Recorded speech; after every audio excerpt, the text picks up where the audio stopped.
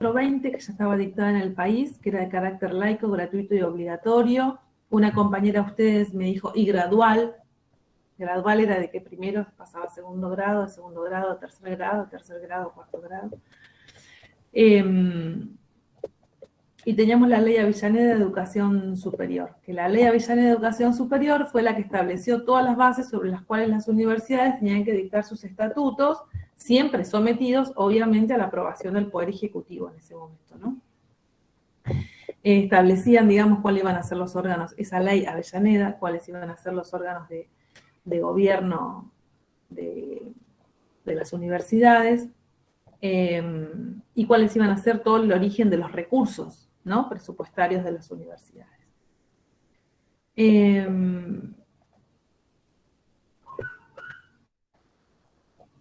Teníamos, a ver cómo les engancho. Perdón, profe, yo de vuelta. Yo soy yo de vuelta. Sí. Tengo entendido que de la ley Avellaneda eran importantes 4 puntos, ¿no? A ver. Y a mí me falta uno, por eso tengo. A ver, dale. Los profesores eran designados por el Poder Ejecutivo. Perfecto. B, elegían y establecían los planes de estudio. Bien. Después C, que el poder fuerte, o sea, las tenían las facultades, y la universidad solo tenía como un poder simbólico.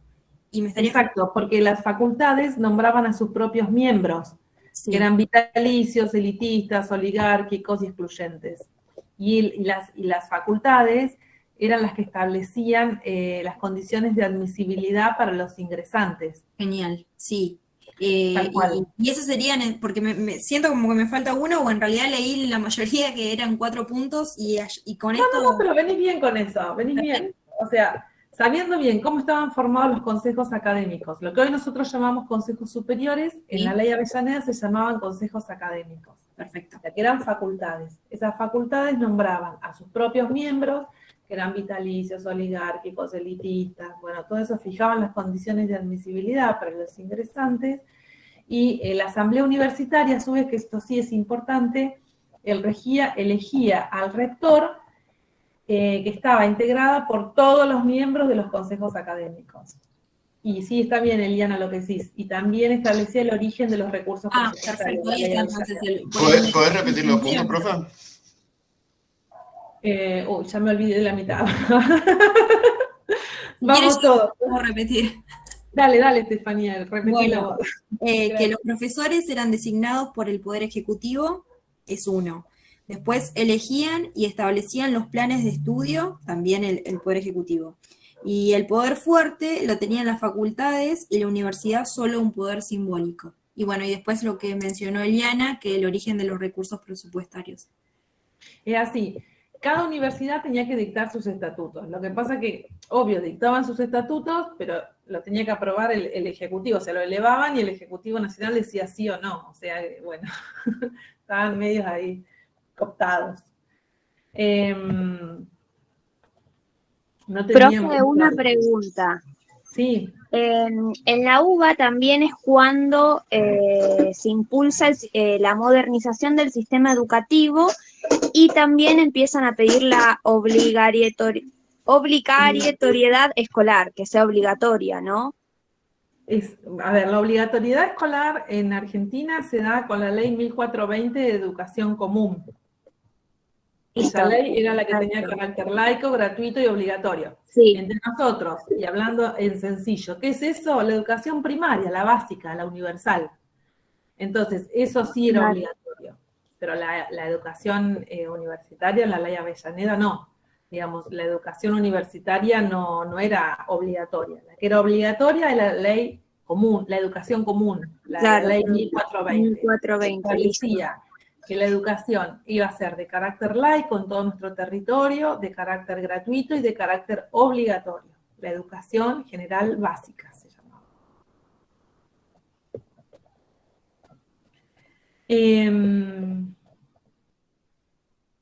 Vayamos la reforma educativa. Entonces teníamos, por un lado,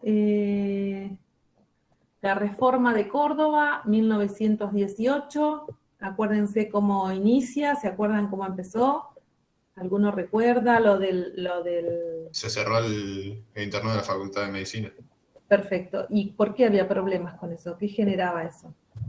No recuerdo. Eso era un problema porque allí en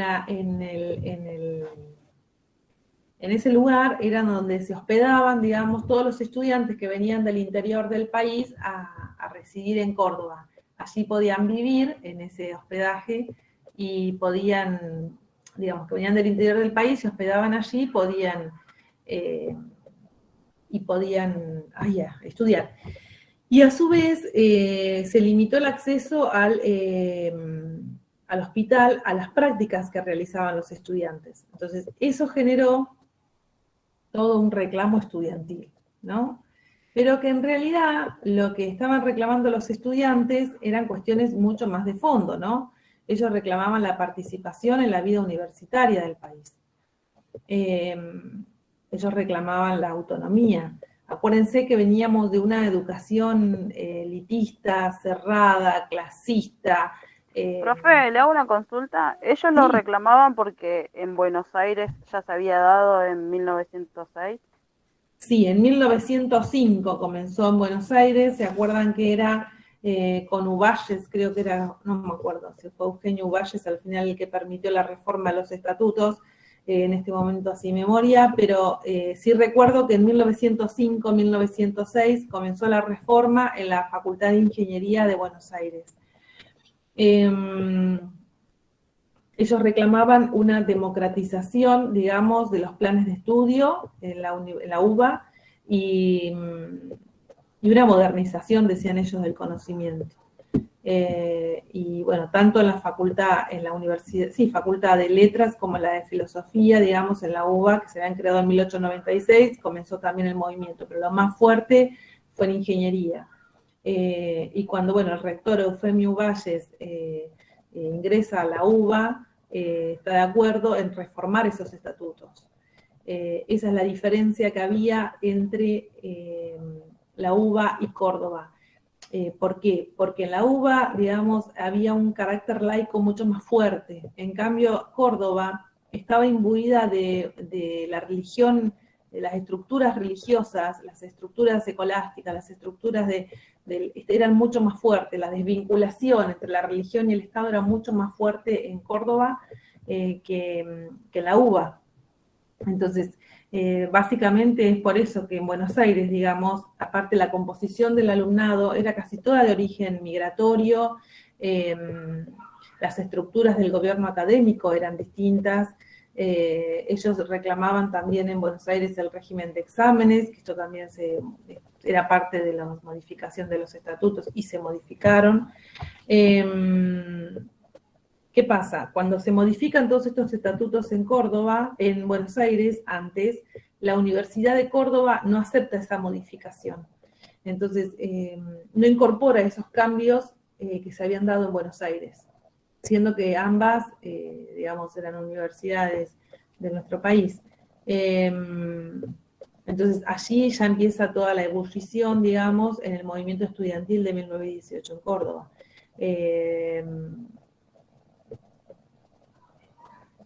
¿Se entiende lo que estoy diciendo? Los veo con un silencio, algunos se ríen, un silencio bárbaro.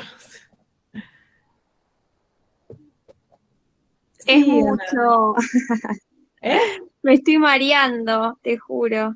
Pero esto no era lo que vimos en las cursadas, sí. Sí, sí, pero bueno, es como que hace un montón yo no estudiaba y ahora como de golpe es acordarme tantas cosas que perdí un montón el ritmo. Bueno, vamos de a poco. ¿Puedo Sí, decir que nos vamos a quedar dormidos hoy? es mucho material. Yo lo ¿Eh? leí todo por el foro, pero digo, no, me lo voy a imprimir. Cuando me lo imprimí me gasté 800 mangos. Ay, sí, es un montón, yo también Y lo dije, imprimí. no, es un montón esto, yo, ¿viste? Pero bueno. No es y encima, para... a mí se me juntan, bueno, quizás a los compañeros también, hay 2 parciales encima que está el otro de análisis y producción de discurso, que son también... Ah, el del sábado. Claro, el jueves, tal cual, el sábado. Yo lo tengo el Claro, sábado. bueno, No Estamos todos igual. Chicos, pero... lo más importante es esto, características de la universidad medieval, porque tenemos que saber, digamos, tuviéramos una materia que dice universidad, por lo menos tenemos que saber como institución cuándo inició, bueno, siglo XIII, Edad Media, características, ya las vimos. sistemas universitarios mínimamente saber